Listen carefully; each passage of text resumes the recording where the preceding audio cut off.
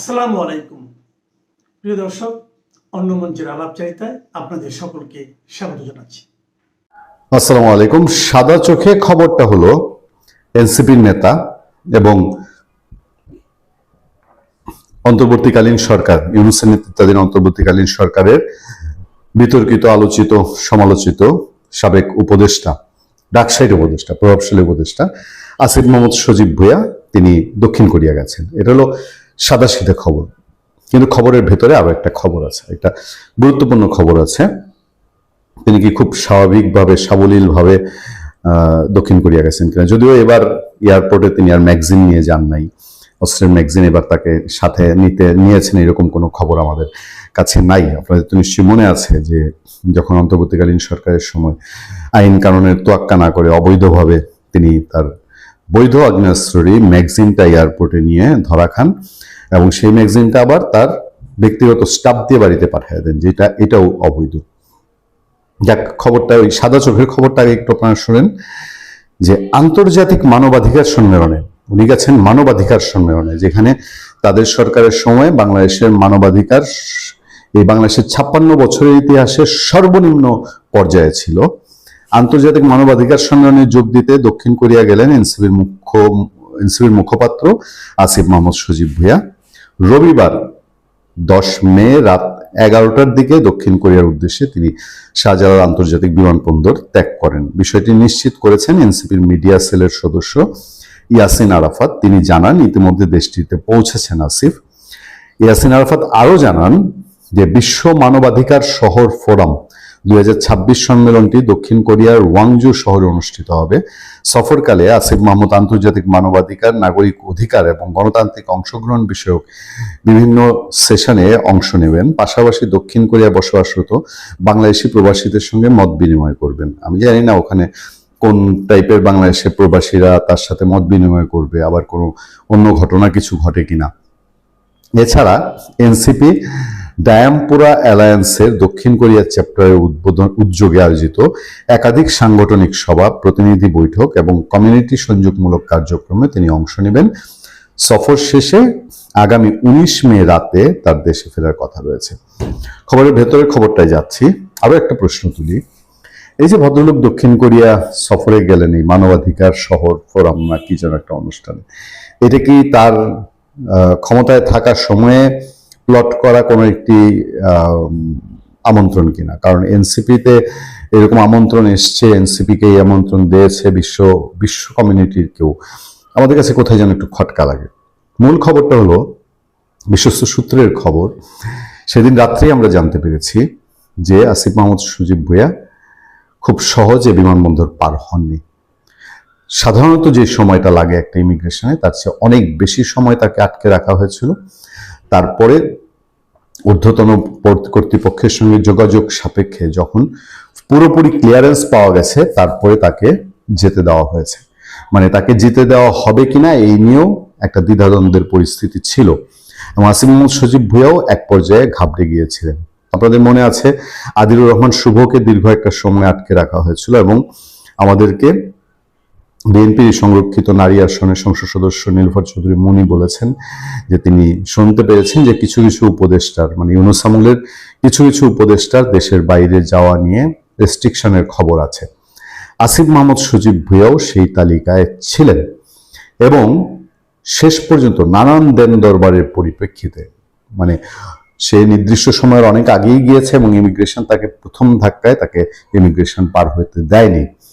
তারপর নানান পর্যায়ে কথাবার্তা, ইন্টারফেয়ারের পর তিনি ফিরে আসবেন 19 মে, এই নিশ্চয়তার পরে তাকে বিদেশ যেতে দেওয়া হয়েছে। আমরা যেই সরকারকে তীব্র প্রত্যাশা নিয়ে ক্ষমতায় বসিয়েছি, এই বাংলাদেশে প্রথমবারের মতো আওয়ামী লীগ, বিএনপি, সনাতন, হিন্দু, বৌদ্ধ, খ্রিস্টান, মুসলিম সবাই মিলে একবারে সমমনা হয়ে ভোট দিয়েছে ধানের শীষে। বাংলাদেশে তো একটা রেয়ার ঘটনা। সেই রেয়ার ঘটনার পরেও একটা সরকার যখন ইউনূস সরকারের এই অপরাধ দেখে না, উপরন্তু ইউনূস সরকারের অপরাধের প্রসঙ্গ উঠলেই পাশ কাটিয়ে যায়। তারা হাম নিয়ে জাতিকে বুঝাচ্ছেই যে হাম হচ্ছে এই অন্তর্বর্তী সরকারের কোনো ইন্টেনশন ছিল না শিশুদেরকে বিপদে ফেলার, তো এই ধারণাই ছিল না, তো বুদ্ধিই ছিল না। যে হামের টিকা নিয়ে সে যেটা করছে এতে করে কি পরিণতি হতে পারে। বিশ্ব স্বাস্থ্য সংস্থা ইউনিসেফের পক্ষ থেকে হাতে পায়ে ধরে তাকে বোঝানো হয়েছে, পায়ে ধরা বাকি ছিল যে আপনারা যে কাজটা করতে যাচ্ছেন এটা করেন না, তারপরে সেই কাজটা করেছে। এরপরে স্বাস্থ্যমন্ত্রী বলছেন এই আমাদের ইমিউনিটি তৈরির কথা, ইমিউনিটি বেড়ে যায় হামের, হ্যান ত্যান নানান কিছু সংসদে বোঝাচ্ছেন, কিন্তু একবারও বলেন না যার অপরাধে, যার অন্যায়ের কারণে হামিজ দাঁড়িয়েছে।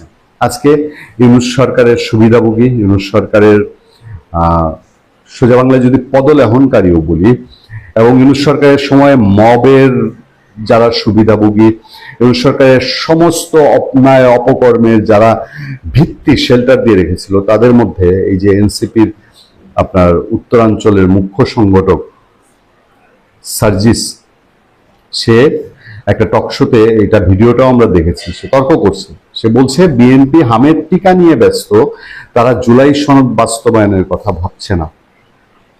মানে যাই যাক, শিশুদের 400-500 শিশুর জীবন যাক, হ্যাঁ, এটা নিয়ে সরকারের ব্যস্ত হলে আমরা যেখানে সমালোচনা করছি, সবাই সমালোচনা করছে যে আমি শিশুরা মারা যাচ্ছে, মা বাবার বুক খালি হচ্ছে। আরে সার্জিস, তোমার তো সন্তান হয়তো হয়েছে কিনা জানি না, দুদিন পরে তোমার সন্তান যদি হাম আক্রান্ত হয়, তখন তুমি বুঝবে যে একটা পিতামাতার বুক খালি হওয়া কি ডেঞ্জারাস জিনিস।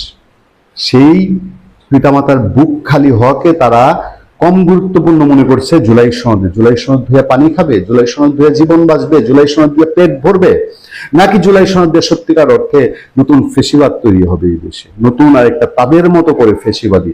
ইউনূস যেরকম এক ফেসিবাদী শক্তি ছিল, সেরকম একটা তাদের মতো করে নতুন আরেক ফেসিবাদী শক্তি প্রতিষ্ঠা করার জন্য জুলাই সনদ জনস্ত। আজকে সে বলছে বিএনপি হামের টিকা নিয়ে ব্যস্ত, তারা জুলাই সনদ বাস্তবায়নের কথা ভাবছে না।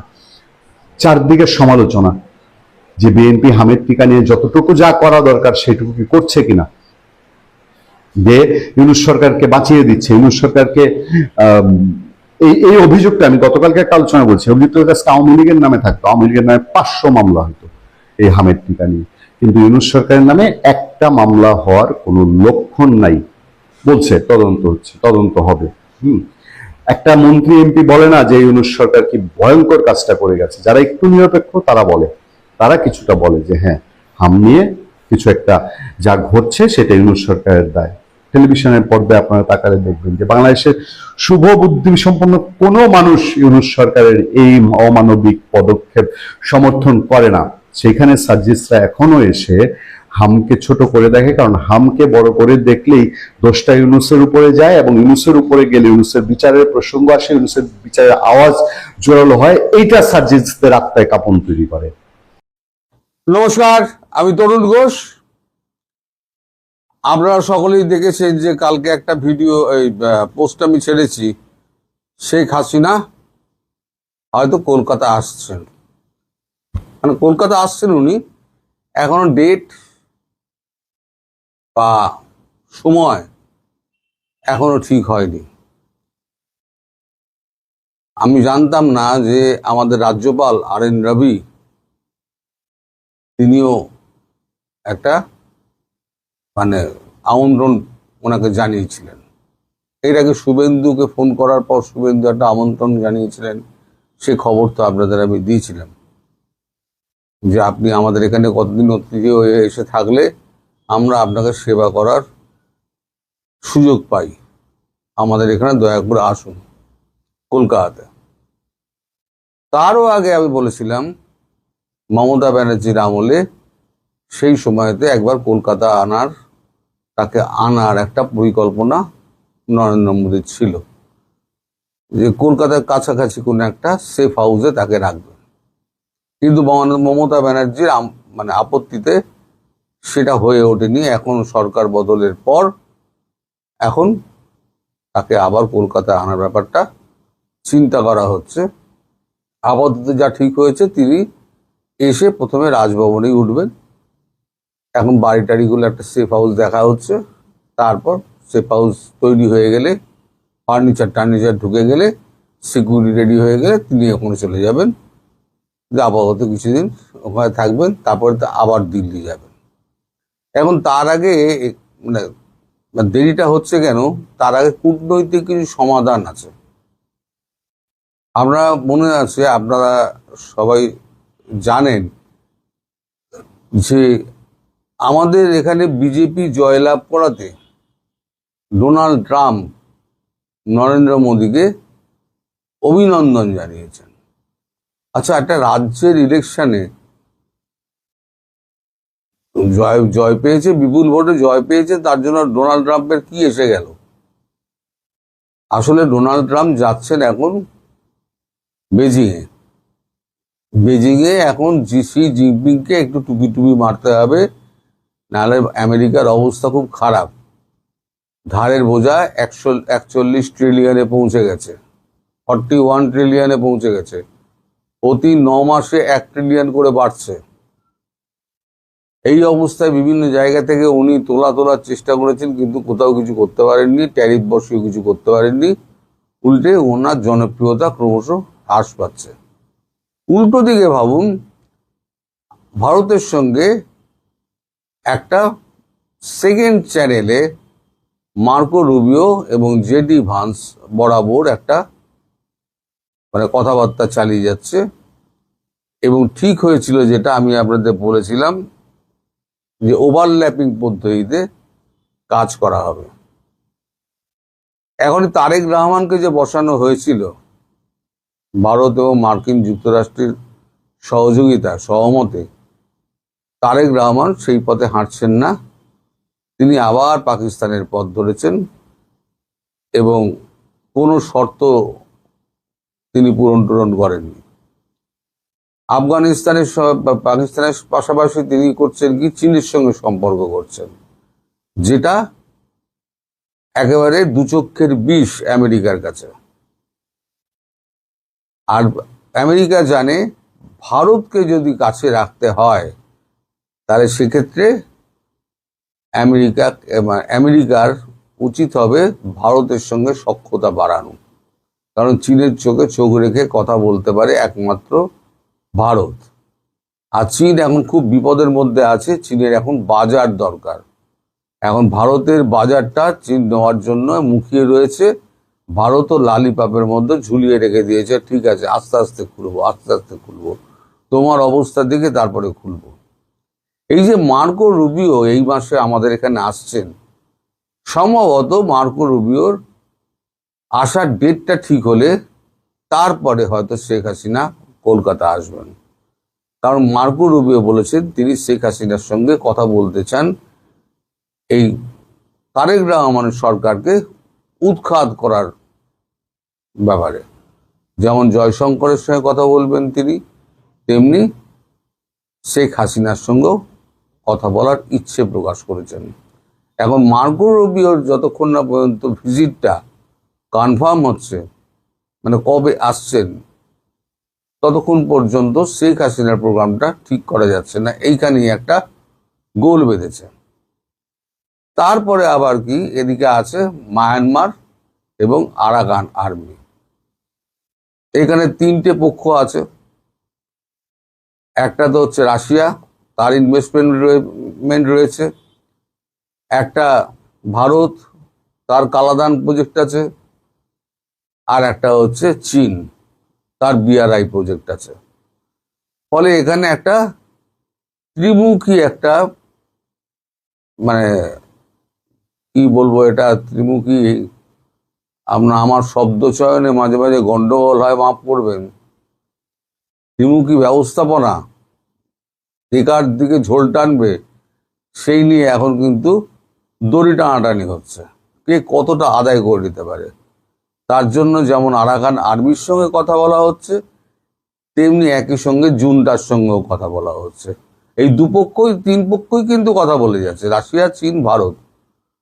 ভারতের পক্ষে অ্যাডভান্টেজ যেটা হলো, সেটা হচ্ছে আমাদের ওই চট্টগ্রাম অঞ্চলে একটা শান্তি বাহিনী রয়েছে বৌদ্ধদের, আর শান্তি বাহিনীর সঙ্গে আরাকান আর্মির একটা সখ্যতা রয়েছে। শান্তি বাহিনী আরাকান আর্মি একসঙ্গে। ভারত চাইছে শান্তি বাহিনীকে দিয়ে আরাকান আর্মিকে কন্ট্রোল করতে।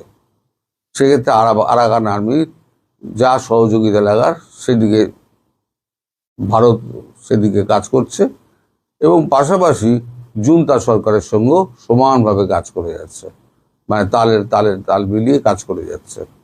সমগ্র পরিস্থিতিটা আর কি ওই মানে জায়গার একটু ঘোলাটে হয়ে আছে। তার মধ্যে আবার আমেরিকার স্বার্থ রয়েছে, কিন্তু এখানে এই তিনটে রাষ্ট্র কেউই চাইছে না, ইনক্লুডিং মায়ানমার, যে ওখানে একটা জমি নিয়ে মানে মিজোরাম বা ভারতের একটা অংশের জমি নিয়ে আর আপনার ওই কি বলে মায়ানমারের এক অংশের জমি নিয়ে, বাংলাদেশের একটা অংশের জমি নিয়ে ওখানে একটা খ্রিস্টান রাষ্ট্র করার, যেটা ট্রাম্পের একটা গোপন ইচ্ছে এবং সিআইএরও গোপন ইচ্ছে বহুদিনের এটা। তো সেটা নিয়েও ট্রাম্প একটুখানি চীনের সঙ্গে কথা বলবেন, এর তেল মারামারি করবেন, কিন্তু চীন তো রাজি হবে না।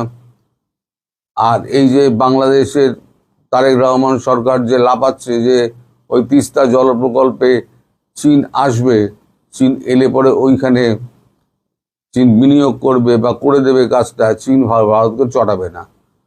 আমি বলছি, লিখে রেখে দিন, চীন কখনো ওই তিস্তা প্রকল্পের মধ্যে ঢুকবেই না। এবার আসি শেখ হাসিনার কথা। শেখ হাসিনা কলকাতায় আসছেন সম্ভবত, আমি এখনো ঠিক হয়নি, যদি 22 তারিখের পর মার্কো রুবিও আসে তাহলে উনি 15 থেকে 17-র মধ্যে আসবেন। যদি 22 তারিখের পর মার্কো রুবিও ভারতে আসেন নয়াদিল্লিতে, তাহলে উনি 15 থেকে 17-র মধ্যে কলকাতা আসবেন, দুদিন থেকে উনি ফিরে যাবেন। আর যদি মার্কো রুবিও 15 তারিখে আসেন, তাহলে সেক্ষেত্রে শেখ হাসিনার এই কলকাতা আসাটা একটু পেছোতে পারে। কিন্তু কলকাতা আসার ব্যাপারে এটা নিশ্চয়তা পাওয়া গেছে, তিনি কলকাতা আসছেন। আর ভারত চাইছে হাসিনাকে কলকাতায় আনলে পরে বিএনপির ওপরে, জামাতের ওপরে একটা চাপ সৃষ্টি হবে। একই সঙ্গে আওয়ামী লীগ কর্মীরা উজ্জীবিত হয়ে উঠবেন যে আমাদের সীমান্তের ওপারেই আমাদের নেত্রী রয়েছেন, যখন তখন ঢুকে আসবেন এবং ঢুকেও যাবেন।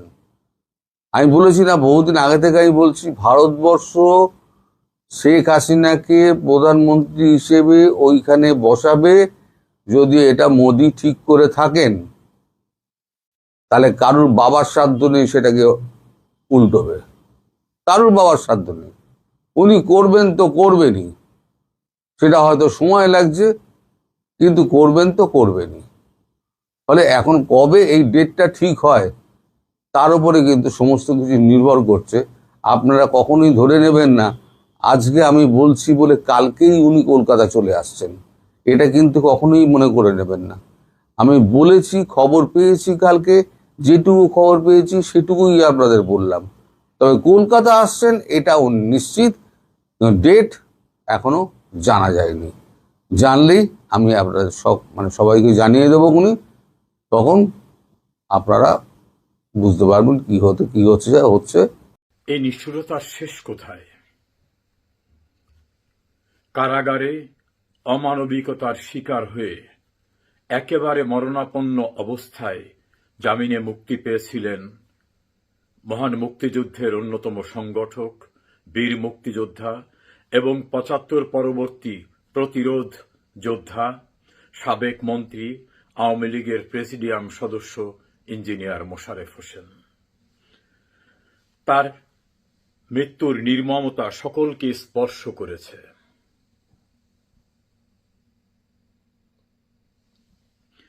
আপনাদের নিশ্চয়ই খেয়াল আছে, এর পূর্বে মুক্তিযুদ্ধের আরেক সংগঠক, বীর মুক্তিযোদ্ধা, সাবেক মন্ত্রী, অত্যন্ত প্রবীণ রাজনীতিক রমেশচন্দ্র সেনকে গ্রেপ্তার করে কিভাবে তার হাত দড়ি দিয়ে বাঁধা হয়েছিল।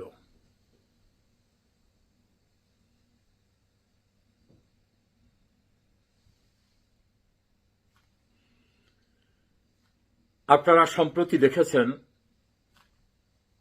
বেশ পূর্বে থেকে দেখেছেন, মুক্তিযুদ্ধের আরেক সংগঠক, বীর মুক্তিযোদ্ধা নুরুল মজিদ মাহমুদ হুমায়ুনকে গ্রেপ্তার করার পরে অমানবিক নির্যাতনে তিনি যখন গুরুতর অসুস্থ হয়ে পড়েন, তখন তার প্রপার ট্রিটমেন্ট দেওয়া হয়নি।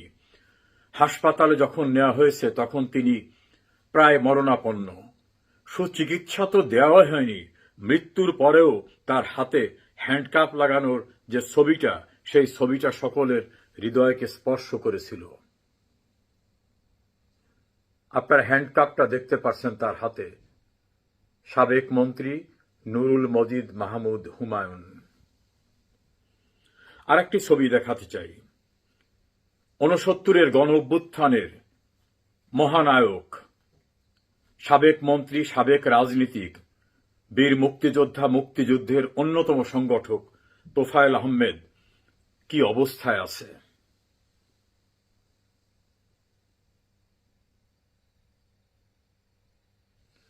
তার স্ত্রী চলে গেছেন স্মৃতিশক্তিহারা। আর একটা ছবি আজ সামনে ভেসে উঠল, গুরুতর অসুস্থ অবস্থায় আর এক রাজনীতিক, অ্যাডভোকেট ইউসুফ হোসেন হুমায়ুন।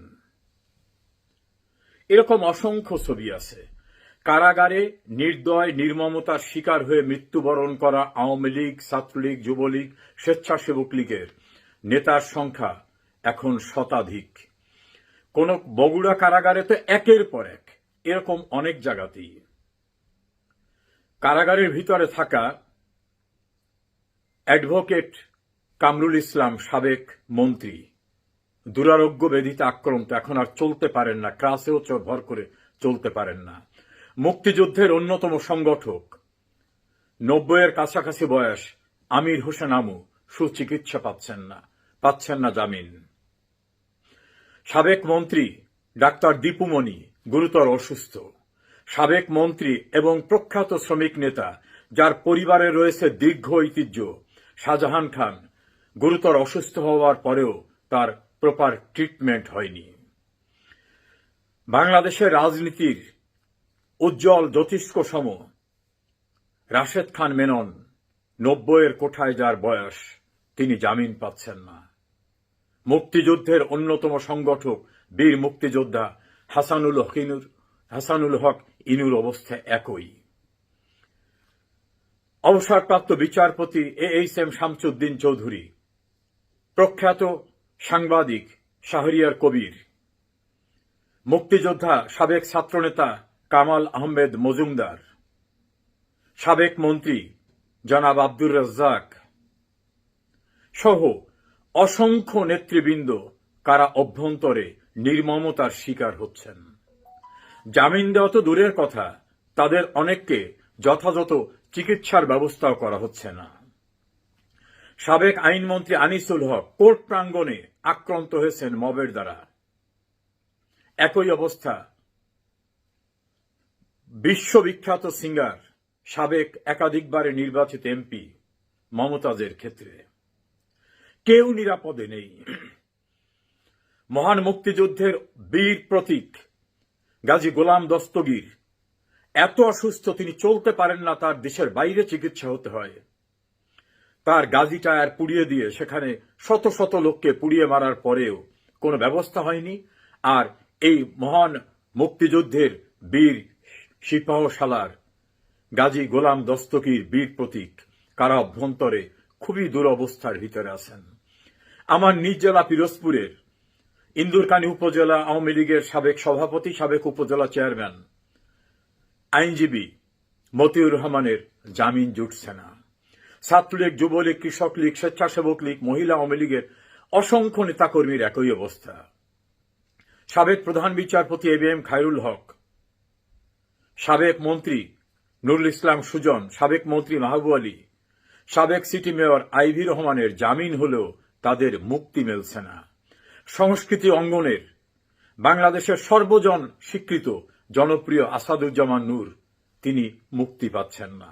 প্রখ্যাত সাংবাদিক শ্যামল দত্ত, একেবারে নির্ভেজাল পেশাদার সাংবাদিক, মুক্তি পাচ্ছেন না। ফারজানা রূপা, শাকিল আহমেদ, প্রখ্যাত সাংবাদিক মোজাম্মেল বাবু, কারোই মুক্তি জুটছে না, চিকিৎসাও হচ্ছে না। কারাগারের ক্যাপাসিটি, বন্দি ধারণ ক্ষমতা 46,000। আমাদের কাছে প্রাপ্ত তথ্য অনুযায়ী 2 লাখের উপরে কারাগারে বন্দী রয়েছে, যার অধিকাংশই রাজনৈতিক উদ্দেশ্যে গ্রেপ্তার হওয়া। আর যারা ভয়ঙ্কর জঙ্গি অপরাধী, তাদেরকে দেধারসে ছেড়ে দেওয়া হয়েছে, কারাগারের গেট খুলে ভেঙে বিভিন্নভাবে। বিচার হচ্ছে না, জামিন দেওয়া হচ্ছে না। একের পর এক ইঞ্জিনিয়ার মোশাররফ হোসেনের মতো, নুরুল মজিদ মাহমুদ হুমায়ুন, রমেশ চন্দ্র সেনের মতো অনেকের লাশ নিতে হচ্ছে কারাগারের গেট থেকে। এই নিষ্ঠুরতাই বর্বরতার শেষ কোথায়? কোনো কিছুই কিন্তু আনপেইড যায় না। এই নির্মমতা যত দীর্ঘস্থায়ী হবে, এর কনসিকুয়েন্স কিন্তু তত বেদনাদায়ক হবে। আমি আশা করব রাজনৈতিক উদ্দেশ্য প্রণোদিতভাবে বিশ্ব স্বীকৃত বাটপার, টাউট, সন্ত্রাসী, সুদখোর ইউনূসের হাতে গ্রেপ্তারকৃত ব্যক্তিদের মুক্তি দেয়া হোক, বিচার হোক। যদি কেউ অপরাধী হয় তার শাস্তি হবে, কিন্তু বিনা বিচারে এভাবে আটক রাখা একটা মানবাধিকারের পরিপন্থী, আমাদের বিদ্যমান আইনের পরিপন্থী, সুপ্রিম কোর্টের অসংখ্য রায়ের পরিপন্থী। এই নিষ্ঠুরতার অবসান চাই, অন্যথায় এই নিষ্ঠুরতা কিন্তু ইনভাইট করবে আরো নিষ্ঠুরতাকে। সেদিন কোনো প্রশ্ন থাকবে না। সারা পৃথিবীর দৃষ্টি এখন চীনে। হঠাৎ করেই মার্কিন প্রেসিডেন্ট ডোনাল্ড ট্রাম্প চীন সফরে এসেছেন। তিনি এমন একটা সময়ে চীনে এসেছেন যখন আমেরিকা ইরানের সাথে যুদ্ধরত, এবং সেই যুদ্ধে চীন ইরানকে পরোক্ষভাবে সমর্থন করছে। সুতরাং এই পরিস্থিতিতে চীন সফরে আসলে ট্রাম্প কি চান, আজকে সেটি নিয়ে আলোচনা করব। শেষ পর্যন্ত সাথে থাকুন। এর আগেও বলেছি যে ইরান যুদ্ধ নিয়ে ডোনাল্ড ট্রাম্প এবং আমেরিকা খুব একটা স্বস্তিতে নেই। ঠিক এই অবস্থায় প্রায় ১ দশক পরে কোনো মার্কিন প্রেসিডেন্ট বেজিং সফরে এলেন, এবং যেটা বললাম যে খুবই ক্রুশিয়াল মোমেন্টে তিনি এসেছেন। এই সফরে তিনি আসলে কি চান, তার সফর সঙ্গী কিন্তু অনেকেই আছেন, এলন মাস্ক থেকে শুরু করে অনেকেই আছেন, কিন্তু আসলে এই সফরে কি চান এটি নিয়ে আলোচনা যেমন চলছে। এটা কি বাণিজ্য যুদ্ধের অংশ, এটা কি কোনো ধরনের সমঝোতা, বিশ্বের দুই সুপার পাওয়ার তারা কি নিজেদের মধ্যে কোনো আন্ডারস্ট্যান্ডিং করতে চায়, এসব নিয়ে যখন আলোচনা হচ্ছে, তখন আমাদের সূত্র জানাচ্ছে যে এই সফরটি মূলত ট্রাম্প এসেছেন ইরান বিষয়ে একটা সমঝোতায় পৌঁছতে, এবং তারা চীনের একটা ইন্টারফারেন্স চায়। ওদিকে পাকিস্তানের মধ্যস্থতায় তারা ইরানের সাথে কোনো সমঝোতায় পৌঁছতে পারছে না। সুতরাং এই অবস্থায় তারা চীনের একটা ভূমিকা চায়। এর বাইরেও এই আরো কিছু ইস্যুস রয়েছে, বিশেষ করে বাংলাদেশে এই মুহূর্তে আমেরিকার যে প্ল্যানগুলো ছিল, এই রেজিম চেঞ্জের মধ্য দিয়ে তারা যা স্পেক করেছিল তার কতটুকু তারা অর্জন করেছে এবং কতটুকু তারা অর্জন করতে পারেনি। এর মধ্যে একটা বড় জায়গা হলো যে এই বাংলাদেশের সীমান্ত বরাবর যে মিয়ানমারের রাখাইন স্টেট আছে, সেই রাখাইন স্টেটটাকে দখল করা কিংবা আরাকান আর্মি বা অন্যান্য বিচ্ছিন্নতাবাদী গোষ্ঠীকে সমর্থন দেওয়া, এই সব মিলে আমেরিকার যে প্ল্যানটা ছিল সেই প্ল্যানটা অনেকটাই ঝুঁকির মুখে পড়ে গেছে। তো এই জায়গাতেও কিন্তু চীনের একটা সম্পর্ক আছে। চীন একদিকে মিয়ানমারের যে সামরিক জান্তা সরকার তাদের সাথে সম্পর্ক রাখে, পাশাপাশি এই বিভিন্ন বিচ্ছিন্নতাবাদী গ্রুপ তাদের সাথেও কিন্তু চীনের খুব ভালো সম্পর্ক। ভারতও অনেকটা একই কৌশল নিয়েছে। এর কারণ হলো যে মিয়ানমারের কাছে যে রেয়ার আর্থ মিনারেল আছে, এই রেয়ার আর্থ মিনারেল খুবই এক্সপেন্সিভ একটা মিনারেল। চীন এই বিচ্ছিন্নতাবাদী গ্রুপকে ফান্ডিং করে এবং মূল সরকারের সাথে ভালো সম্পর্ক রেখে মূলত বলা যায় যে পানির দরে এই রেয়ার আর্থ মিনারেল কেনে। ইন্ডিয়াও একই কাজ করে, তারাও মিয়ানমার থেকে এই রেয়ার আর্থ মিনারেল কেনে, তবে চীনের চাইতে একটু বেশি দাম দিয়ে কেনে। তারপরেও দুজনই এই সুযোগটা নেয়।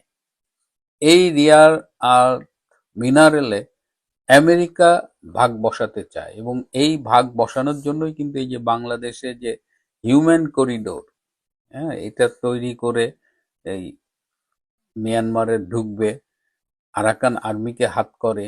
এই এক উদ্দেশ্য হলো যে মিয়ানমারের রিসোর্সের ভাগ নেওয়া, যেটা চায়না, রাশিয়া, ইন্ডিয়া পাচ্ছে, তো আমেরিকার ভাগটা কই? কিন্তু সেই ভাগটা নিতে যে বাংলাদেশের রেজিম চেঞ্জ, তাদের যে পাপেট সরকার ইউনূস, এবং বর্তমানে যে তারেক রহমানের সরকার, সেটাও আমেরিকার পাপেট সরকার। সেটা ইতিমধ্যেই বোঝা গেছে যে আমেরিকার বিষয়ে ডক্টর ইউনূস যা যা করতে চেয়েছেন তারই কন্টিনিউশন আমরা তারেক রহমানের সরকারের আমলে দেখতে পাচ্ছি। বিশেষ করে বাণিজ্য চুক্তি, বাংলাদেশ অতিরিক্ত দামে আমেরিকার থেকে বিভিন্ন পণ্য আমদানি করছে। তো যাই হোক, এই টেকনাফ সীমান্ত বরাবর আমেরিকা কিন্তু ভালো মার খাচ্ছে। আপনাদের মনে আছে যে আমি মাঝে মধ্যে পেকুয়া বাজারের কথা বলতাম? টেকনাফের একটা বাজার হলো পেকুয়া বাজার, কক্সবাজারের খুব কাছে। এই পেকুয়া বাজারে মোস্তফা মাঝি নামে একজন ছিলেন ব্যবসায়ী, তিনি একটি 19 তলা হোটেল করছিলেন। সেই হোটেলটার 2 তলা বা 3 তলা পর্যন্ত কমপ্লিট হয়েছিল। সেখানে নিচে বিশাল পানশালা ছিল, সেখানে ফরেনাররা এসে যাতে পান করতে পারেন, ড্রিঙ্ক করতে পারেন, সেই ব্যবস্থা ছিল। একদিন ভোরে দেখা গেল মোস্তফা মাঝিকে কে বা কারা খুন করে গেছে। সেই পেকুয়া বাজার কিন্তু আবার খুব অস্থির হয়ে উঠেছে, সেখানে আইন শৃঙ্খলা পরিস্থিতির খুব অবনতি ঘটছে। এবং গত 5ই মে এবং 9ই মে, 5ই মে 2 জন, 9ই মে 2 জন, এই 4 জন ভোরের দিকে খুন হয়েছে। এই 4 জন মানুষকে দেখে কিন্তু মনে হয়নি যে তারা খুব সাধারণ বা আমজনতা।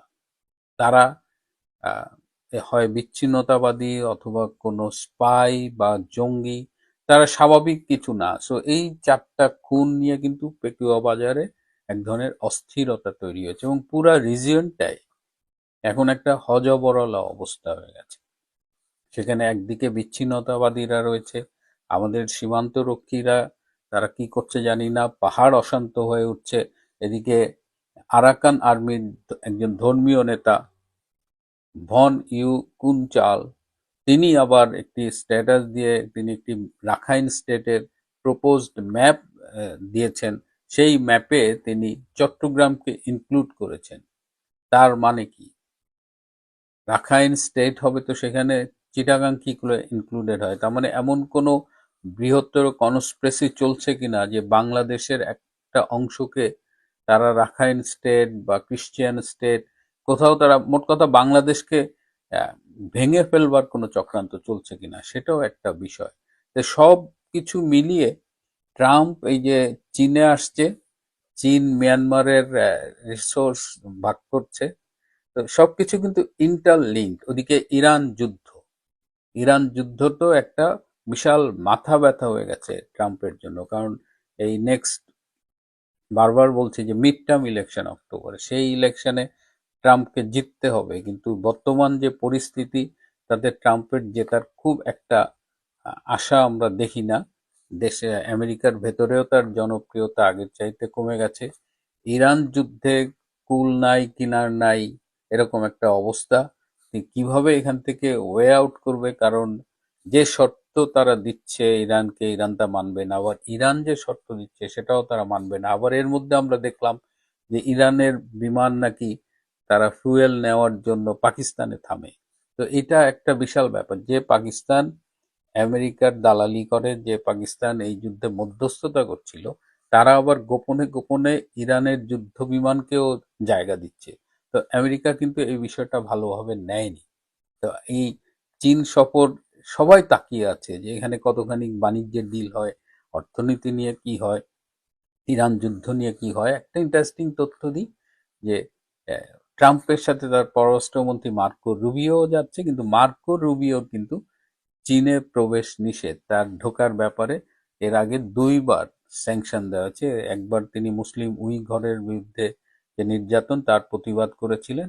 তো এইবার মার্কো রুবিও এসেছেন। তো মার্কো রুবিও যেন বেজিং এ আসতে পারেন, সেই জন্য তারা মার্কো রুবিওর বানানটা একটু ডিফারেন্ট ভাবে লিখেছে, যাতে তাদের সিস্টেমে মার্কো রুবিও যেহেতু ব্যান্ড, সেহেতু তার মার্কো রুবিওর আগে তারা একটা চাইনিজ বর্ণমালা যোগ করেছে, লু বা এরকম কিছু, এবং সেভাবেই মার্কো রুবিও বেজিং এ ঢুকছে।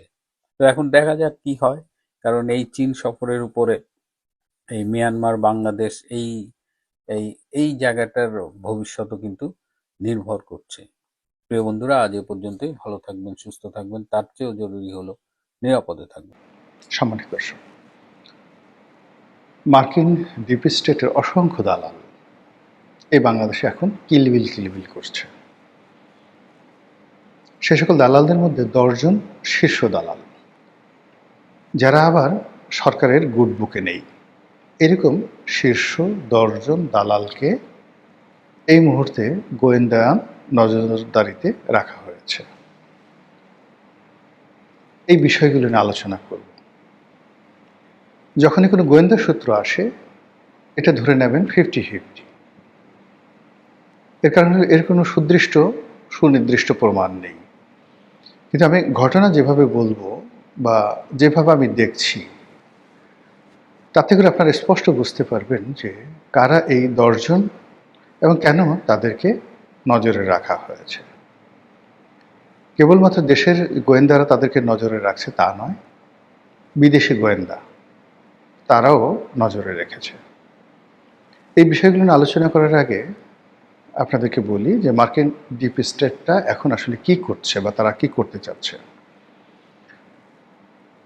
আপনারা জানেন যে আমাদের দেশের যে সরকার পরিবর্তন হয়েছে, 2টো সরকার পরিবর্তন হয়ে গেল, শেখ হাসিনার সরকার এবং ডক্টর ইউনূসের সরকার। এই 2টো সরকার পরিবর্তনের পেছনেই ডিপ স্টেটের সিদ্ধান্ত, চক্রান্ত, কারসাজি। যারা শেখ হাসিনাকে সরিয়েছে তারাই ইউনূসকে বসিয়েছে। ডক্টর ইউনূসের কাছে তাদের যে চাহিদা ছিল, কামনা ছিল, বাসনা ছিল, এটা তো হয়নি। দ্বিতীয়ত, তারা যেটা মনে করেছে যে এই লোকটি যদি ক্ষমতায় থাকে তাহলে আগামীতে এই অঞ্চলে তাদের যতটুকু ব্যবসায়িক স্বার্থ রয়েছে সেই স্বার্থটুকু তাদের থাকবে না। কাজে এই আপদ চলে যাক। আর এই কাজগুলো করার জন্য বিভিন্ন জায়গাতে তাদের যারা এজেন্ট রয়েছে, সেই এজেন্টগুলো, ডিপ স্টেটের এজেন্টগুলো অত্যন্ত সুকৌশলে সেই কাজগুলো করেছে। এখন ডিপ স্টেটের এজেন্টরা, আমি বলবো যে তারা কোথায় কোথায় থাকে। ব্যবসায়ীদের মধ্যে ডিপ এজেন্টের মানে ডিপ স্টেটের এজেন্ট যারা আছে, ব্যবসায়ীদের মধ্যে আছে যারা বিশেষ করে বিভিন্ন ট্রেড ইউনিয়ন করেন, যারা সবসময় দেখবেন যে টেলিভিশনে মুখ দেখায়, সবসময় রাজনীতির কাছাকাছি যায়। এরপরে কিছু হলেই তারা প্রধানমন্ত্রীর কার্যালয়ে যাবে, সংবাদ সম্মেলন করবে। এইরকম যদি আপনি 30-40 জন লোক বাংলাদেশকে টার্গেট করেন যে গত 10 বছরে কারা কারা কিছু হলেই দৌড়দৌড়ি করে, সরকারের পক্ষে, সরকারের বিপক্ষে, এই যারা ব্যবসায়ীদের, হয়তো এদের মধ্যে কেউ কেউ বড় ব্যবসায়ী, কিন্তু বেশিরভাগ ক্ষেত্রেই তারা দালালি করে, কিন্তু ব্যবসায়ী তাদের নাই। এই গ্রুপের মধ্যে ডিপ স্টেটের এজেন্টগুলো লুকায়িত থাকে। কারা কারা আছে আপনারা একটু চিন্তা করলে বুঝতে পারবেন। এরপরে প্রভাবশালী গ্রুপ হলো সংবাদপত্র। এখানে সংবাদপত্র মালিক আছে, সংবাদপত্রের সম্পাদক আছে এবং সাংবাদিক আছে। সাংবাদিকদের মধ্যে আবার 2টো গ্রুপ আছে।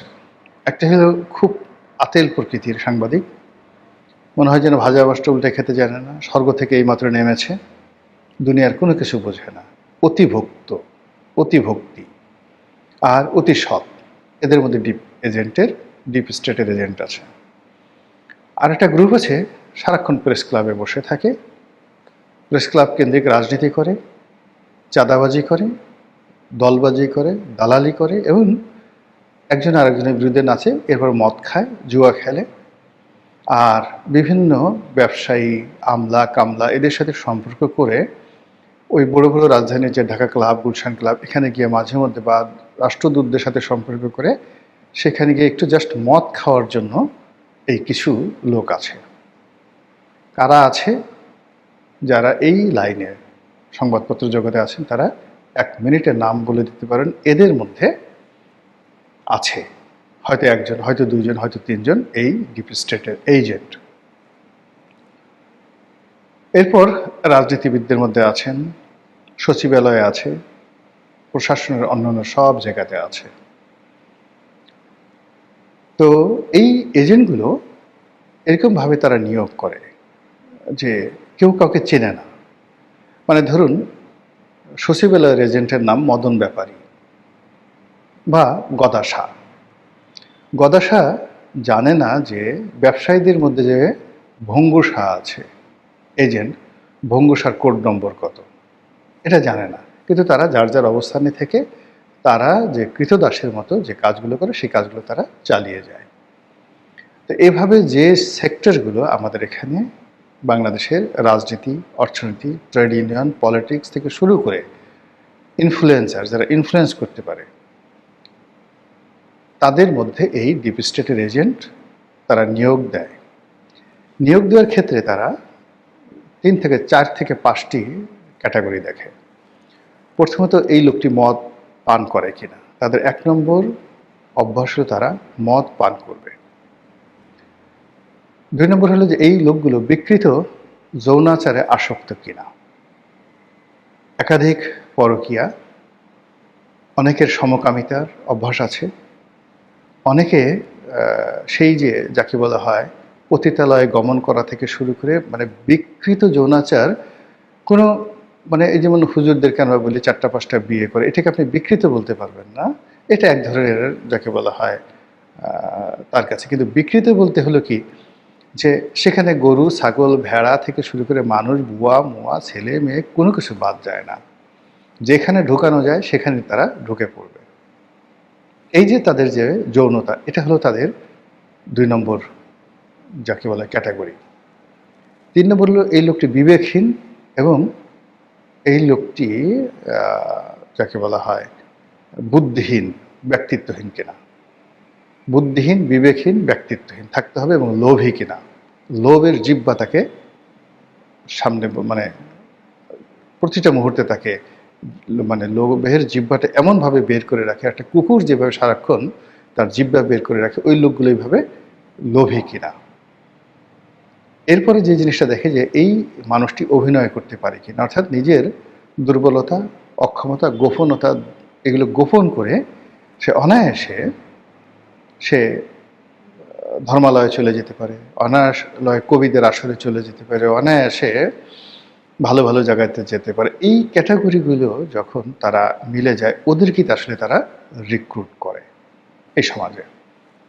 খুব দেখবেন যে খুব দেখাচ্ছে, আজ বউয়ের সাথে এই ছবি, কাল হুজুরের সাথে এই ছবি, পরশুদিন মক্কা শরীফ যাচ্ছে, তারপরের দিন প্রধানমন্ত্রীর সাথে তার দেখা, তারপরের দিন মার্কিন রাষ্ট্রদূতের সাথে দেখা, তারপরের দিন ইউরোপীয় রাষ্ট্রদূতের সাথে দেখা, এই কাজগুলো করছে। কিন্তু একটু খোঁজ দিলে পিছনে গিয়ে দেখবেন যে আগের যে অভ্যাসগুলো বললাম প্রত্যেকটা অভ্যাস তাদের এই জীবনে মানে যাকে বলা হয় মানে জীবনের একটা অলংকার হয়ে গেছে।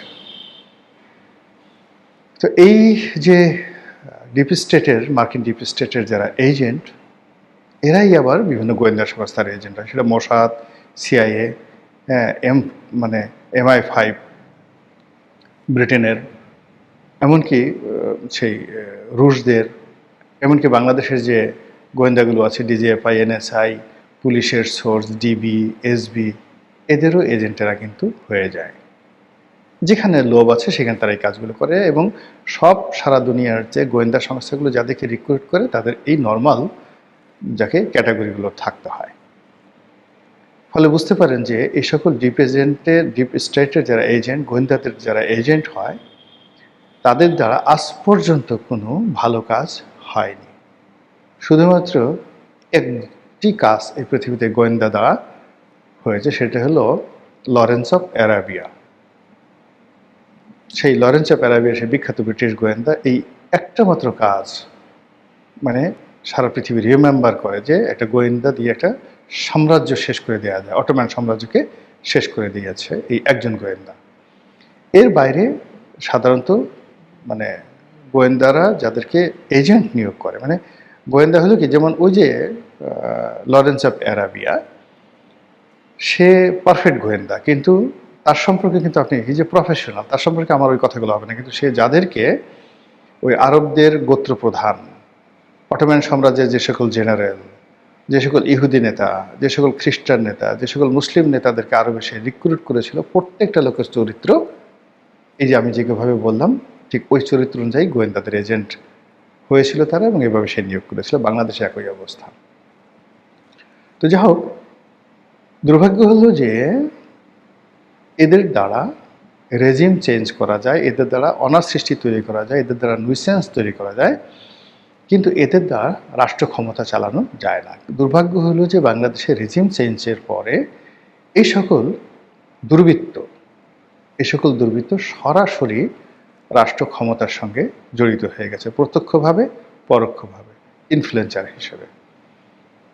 তো যারা এক বোতল, এক গ্লাস, এক পেগ মদ খেলে সব কিছু করতে পারে, সেই লোকগুলো এই পর্যায়ে চলে আসছে রাষ্ট্র ক্ষমতার। ফলে কি হলো, সেই রাষ্ট্র ক্ষমতাটা গত 2 বছর একদম চলেনি। আর এদের কারণেই, এদের একটা বিরাট অংশের কারণেই শেখ হাসিনা তার শেষের 2 বছরে একের পর এক মারাত্মক ভুল করে গেছে। এরা একেবারে শেখ হাসিনার বেডরুমে পর্যন্ত ঢুকে যেত, এই ডিপ স্টেটের যারা লোকজন ছিল।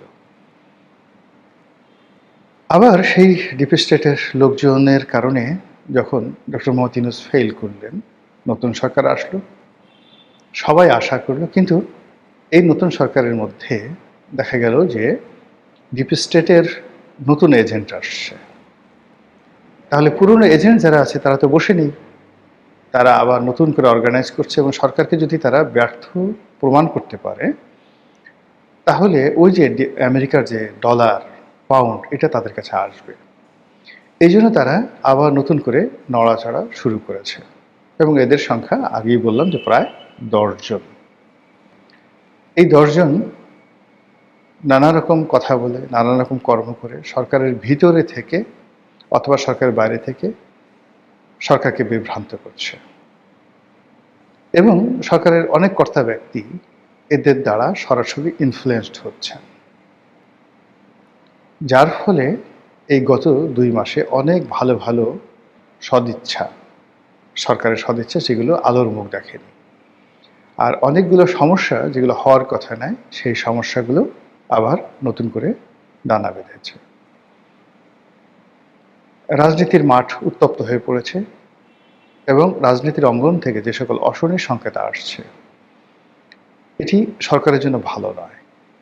ফলে কি হলো, ওই যে পুরনো যারা ডিপ স্টেটের এজেন্ট, যে 10 জনের কথা আমি বলছি, শীর্ষ 10 জন যাদেরকে গোয়েন্দারা নজরদারিতে রাখা হয়েছে, তাদের ব্যাপারে যদি সরকার কঠোর না হয়, তাহলে প্রথম ঝড়টা আসবে ব্যাংকিং সেক্টরে, এবং ইসলামী ব্যাংক দিয়ে সেটা শুরু হবে।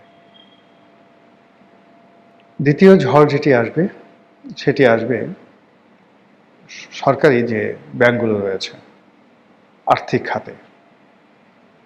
তৃতীয় যে ঝড়টি আসবে, সেটি হলো সারা দেশে অদ্ভুত অদ্ভুত সব ঘটনা ঘটিয়ে মব সৃষ্টি করে পুলিশের মনোবল আবার ভেঙে দেওয়া হবে।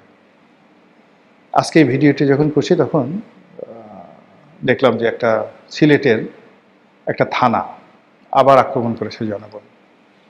সেখান থেকে আসামি ছিনিয়ে নেওয়ার জন্য জনগণ থানা ঘেরাও করেছে, গ্রিল ভেঙে সেই থানার ছাদে, টিনের ছাদ ভেঙে পাড়িয়ে তারপর থানায় ঢুকে কি করছে, শেষ ফলাফল কি হয়েছে জানি না, কিন্তু ওই দৃশ্য দেখলাম। এই দৃশ্য আগুনের মতো ছড়িয়ে পড়বে, এবং থানার যে কর্মকর্তারা রয়েছে তারা কখনো ঝুঁকি নিয়ে এই ধরনের কোনো লোককে ধরবে না। কয়েকদিন আগে বিএনপির এক নেতাকে এরকম এক থানায় ধরেছে, এভাবে মব করে থানা থেকে ছাড়িয়ে নেওয়া হয়েছে। এইরকম ঘটনা একটার পর একটা ঘটিয়ে ফেলা হবে, এবং কোন জায়গাতে যে ঘটানো হবে এটা স্বরাষ্ট্রমন্ত্রীও টের পাবেন না, প্রধানমন্ত্রীও টের পাবেন না, স্বরাষ্ট্র সচিব, আইজি টের পাবেন না, কিন্তু ঘটনা ঘটে গেছে। আপনাদের কি মনে হয় মাইলস্টোনের ঘটনা নেহাইতে একটা দুর্ঘটনা?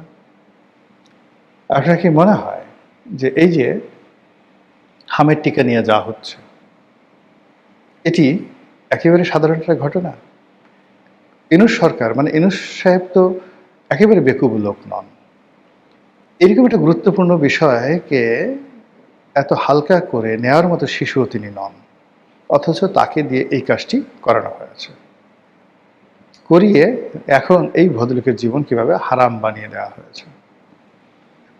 জেনারেল ইকবাল করিম ভূঁইয়া থেকে শুরু করে জেনারেল মাসুদউদ্দিন থেকে শুরু করে 11 যারা কুশীলব, কারা বেগম জিয়ার বাড়ি ভেঙেছে, কারা জিয়া তারেক রহমান সাহেবকে দোতলা থেকে ফেলে দিয়েছে, কারা তাকে পিটিয়েছে, কারা তাকে কি করেছে, এই সব জিনিসগুলো এই যে ঘাটাঘাটি হচ্ছে, এগুলো ডিপ স্টেটের খেলা। ডিপ স্টেটের এই খেলায় শেষ পর্যন্ত কারা জিতে বলতে পারবো না, কিন্তু আমরা যারা সাধারণ আমজনতা, আমরা যে ঠকে যাচ্ছি, আমরা যে সর্বহারা হয়ে যাচ্ছি, এটা প্রায় নিশ্চিত। মহান আল্লাহ আমাদেরকে রক্ষা করুন, হেফাজত